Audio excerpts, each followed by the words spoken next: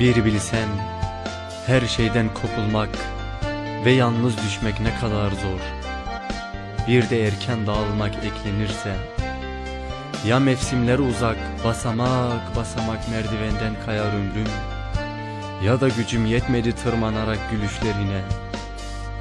Beklemenin arasında yanılmak da varmış bilmeliydim. Mektupları birebir yakmalıydım. Söylesene, hangi adres kaldı ki cevaplayayım?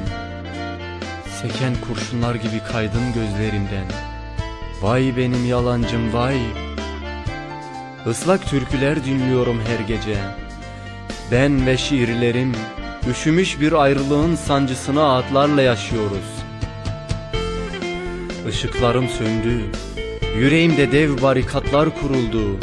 Gidenlerim dönmedi be yabancım. Bu şehirde karanlığın aydınlığı kapsadığı bütün yaşadığım sokakları, bir bilsen yüreğimde dev yaraların açılıp şili tuzuna basıldığını. Ne oldu bize yabancım, ne oldu söylesene. Bahtiyarlığa karıştı ömrüm. Böyle büyük boşlukları yaşayacağımı nereden bilecektim? Nereden bilecektim yalnızlığa hep şiir ağlarmış. Söylesene, nereden bilecektim ben bu kadar uzun vadeli hüngür hüngür ağlayacaktım.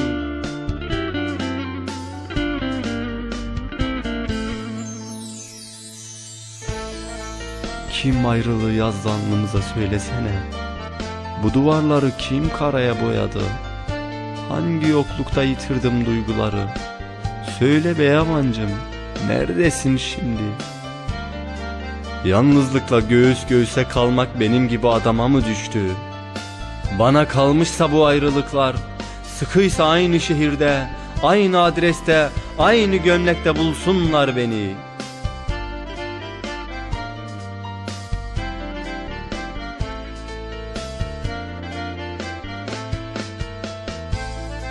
İşte böyle yabancım.